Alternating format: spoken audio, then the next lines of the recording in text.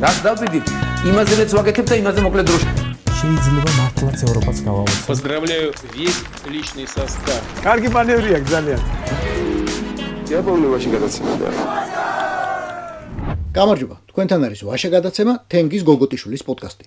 აუცილებლად გამოგვიწერეთ, აუცილებლად გვიყურეთ. ნებისმიერ პლატფორმაზე, YouTube-ზე, Facebook-ზე, Instagram-სა და TikTok-ზე.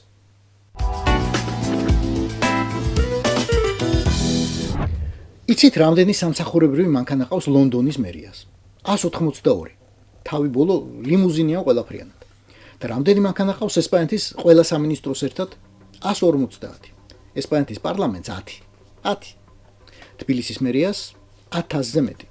არაფერი შეგეშალოთ, ამაში არ შედის არც ავტობუსი, არც სპეციალური ტრანსპორტი. მხოლოდ სედანები და ჯიპები. მერიაში თუ საკრებულოში თუ განგეობაში მომუშავე ვიღაც კალოშამ თავისი უკანალი რომ ჩადოს და მიიტანოს სახლიდან კაბინეტამდე ან კაბინეტიდან სახლამდე. ხანდახან რესტორნამდე ან აეროპორტამდე რომ ცოლშვილი კარგად დაასვენოს, სანამ ევროპაში ჯერ კიდევ უშვებენ. ოღონდ არც ესაა საკმარისი. დეკემბერში მერია კიდევ გაიქნებს 4.600.000 ლარს და 86 ახალ მანქანას დაემატებს. 15 მხოლოდ თბილსერვის ჯგუფის იქნება, 71 კი ჩინოვნიკებისთვის. თითო მანქანის ფასი 66,000-მდე.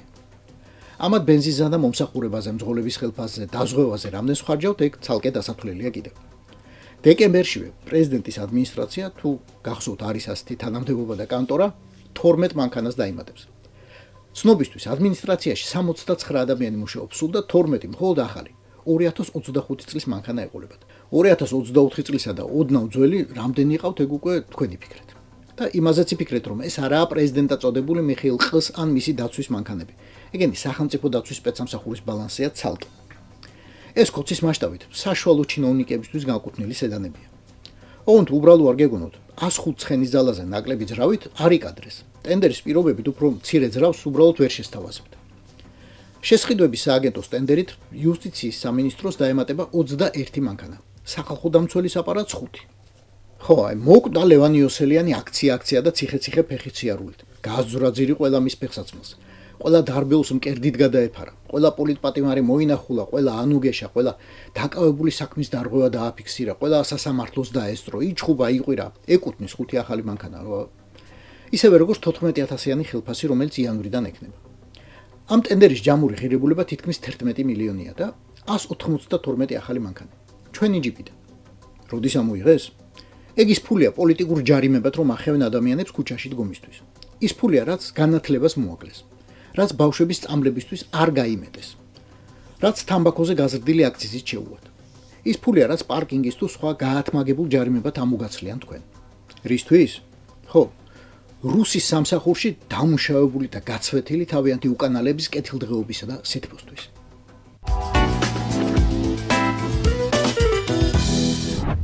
სამი ამბავი მაქვს ბორიასტანიდან. ამბავი პირველი. 2025 წლის პირველ 9 თვეში საქართველოს 8.6%-ით ნაკლები ელექტროენერგია გამოიმუშავა ვიდრე შარშან ამ დროს. სამაგეროდ 29%-ით მეტი ელექტროენერგია შეისყიდა. გამოიცანით ვისგან, ან რა კითხვა უნდა საერთოდ? რუსეთისგან. პრაქტიკულად მთელი იმპორტის 60%. ლოგიკურად, იძულებულები გავხდით შეგვემცირებინა ექსპორტი. წელს იმის ნახევარი დენს ვერ გავყიდეთ, რაც გავყიდეთ შარშან. მადლობა ვის უნდა უთხრათ? იცით ნამდვილად. ამბავი მეორე. ოქტომბერში საქართველოში საზღვარგარეთიდან გადმოირიცხა 318.710.000 დოლარი, რაც გასული წლის ოქტომბერზე 13.4%-ით მეტია. ყველაზე მეტი საძულველი Deep State-დან მოვიდა, შეერთებული შტატებიდან და ევროკავშირიდან. მათზე მოდის 200.520.000 დოლარი, მთელი თანხის 64%. ზრდის რეკორდსმენი არის ესპანეთი, 43.4%. ამერიკიდან მოვიდა 18.6%-ით მეტი ფული ვიდრე შარშან. ევროკავშირიდან 2025 წლის ოქტომბერში 15%-ით მეტი გადმორიცხეს ვიდრე 2024 წლის ოქტომბერში. გაიზარდა საქართველოსთან გასული ფულის ოდენობაც 14.9%. თუმცა ეგ 40 მილიონი სულ ბევრი არაფერია იმ თანხასთან შედარებით, რაც აქეთ გადმორიცხეს. ამბავი მესამე. 2025 წლის პირველ 9 თვეში საქართველოს 58%-ით მეტი ხორბალი შეისყიდა ვიდრე 2024 წლის იმავე პერიოდში.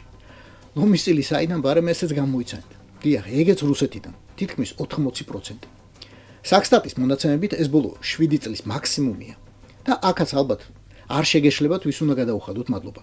მადლობა ბორია. გულითადი მადლობა რუსის ტრაკიდან.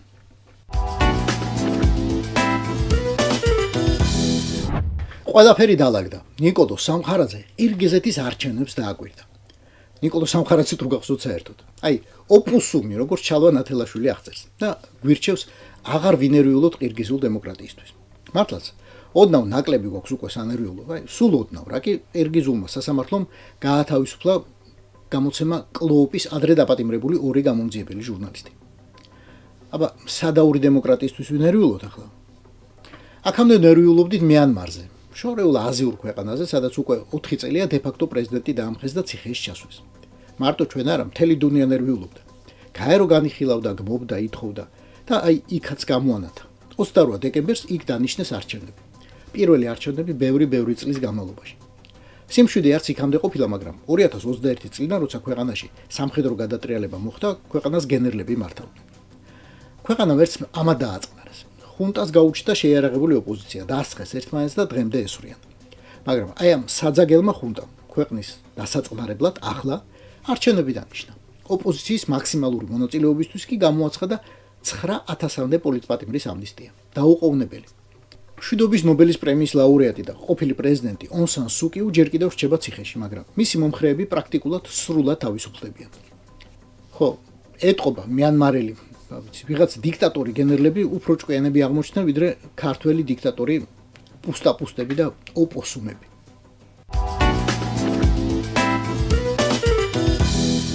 ტრაკით კაკლის მტრეა. თქვენ მარტო სიმბოლური ფრაზა გეგონათ? აღდათ? და აი ამაზე რა სიტყვით ახლა?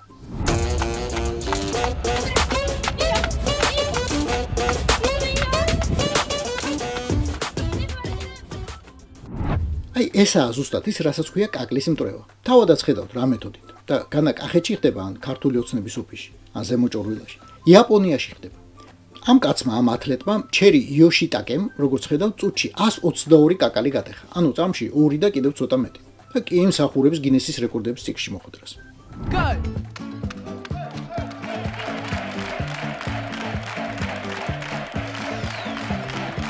მას უეკუთვნის რეკორდი ნახევარწუთში დამტვრეული კაკლის რაოდენობის მიხედვით. 30 წამში გაუტეხავს 78 ცალი.